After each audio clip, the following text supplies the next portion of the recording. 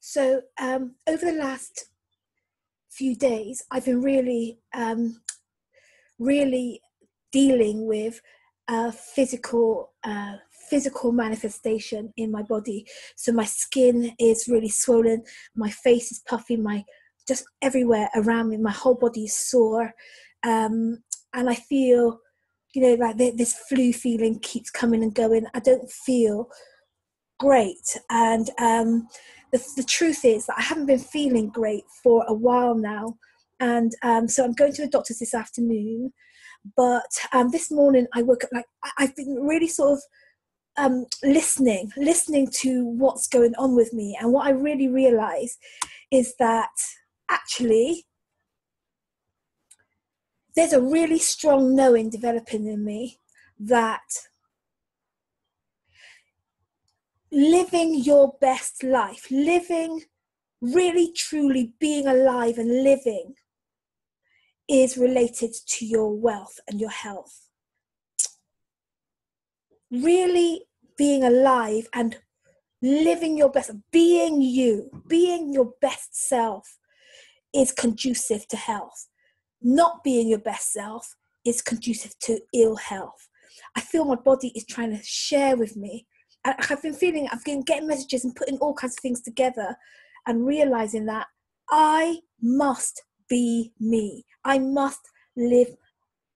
There's more for me to be. There's more for me to be. And if I don't get about being her, then these symptoms are going to just scream louder. These issues are going to get stronger.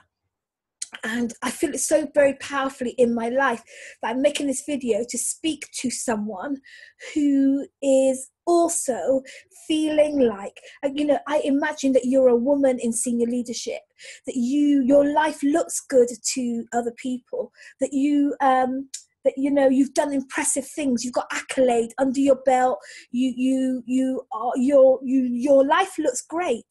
But here's the thing, deep inside that you're not living your best, you're not being you. You're not being the best you. You're not showing up authentically in your relationships. You're playing small. You're being who they need you to be. You're being what it's supposed to look like. You're conforming. And it's killing you.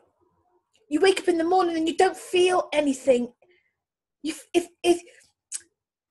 doesn't feel like a privilege to be you. It feels like a drudgery. Even though it's great, you've done great things, made great strides, great advancements, great accomplishments. But being you doesn't feel like a privilege. And being you is a privilege. Being you, who you were born to be, is a privilege. So why is it feeling like a drudgery? I'm feeling this so very powerfully in my heart, that there are some people watching this. You are a woman in senior leadership. You're doing great, and inside you know that there's more to be. Inside you know that that it's not okay. If you were to die right now, you will die a life unlived, not lived to its maximum. And listen, I'm not talking about adding zeros to your income. That's great, but I'm not talking about that. I'm not talking about getting a bigger house.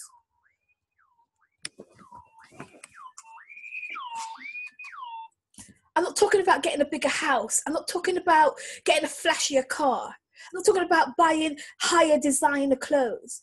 I'm talking about being you. I feel like there's queens among us who are living like slave girls on the inside. Slave girl mentality in a queen. You were born to rule and reign and make difference that lights you up. You were born to make things.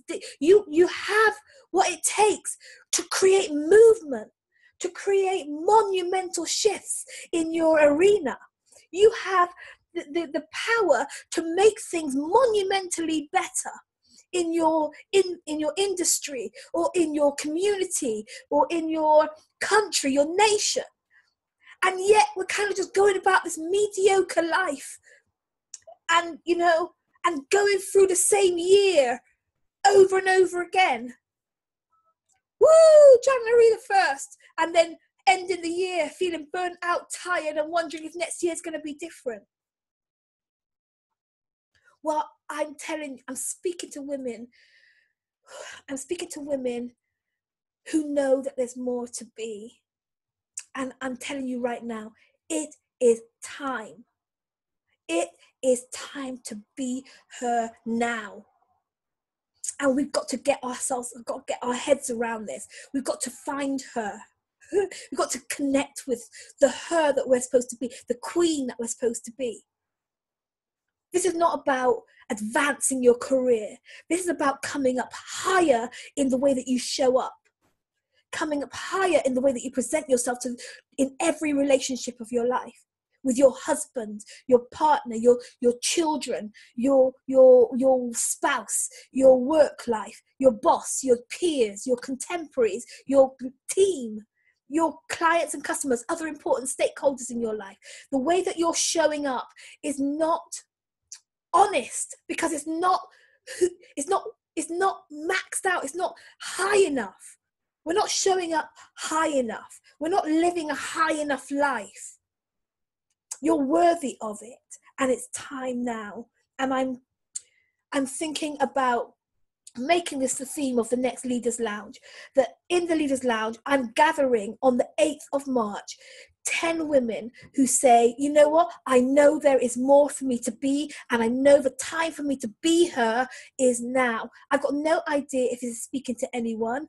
I'm really sorry about the unpolished nature of this video, but I really feel this very powerfully in my life, is that if you're not busy living, you're busy dying. And I've heard Les Brown say something this week or last week. He said that he's got cancer, and he was told by his doctors to go home and get your affairs in order. And this man is fighting to live. And he said that what getting his affairs in order means to him is that he is going to prepare to live his best life. Whether he's got a week or a month or a year or a decade or several decades left to live, he's going to live his best life. And that's what he means by getting his affairs in order. Well, listen, I'm calling some women. You're a woman in senior leadership anywhere in the UK or internationally, if you want to fly in, on the 8th of March, we will be gathering somewhere nice in London, and we will spend a day together as a group, and I will spend a day together with you individually. You can have a day, and we're going to get this sorted out. If this is resonating with you at all, if you are tired of just living the same year in, year out, and nothing's changing, then I'm calling you. I'm calling you to do something. I'm calling you to take action. I'm calling you to stand up and say, it's time now. Recognize that you're being called to go higher, to evolve you, to evolve who you're being, to evolve how you're showing up in every relationship of your leadership and life. And if you know that this is talking to you, click the link and get in touch with me. All right, I'm ending this now. I don't even know if I'm going to share this video, but yeah, I'm ending this now. See ya.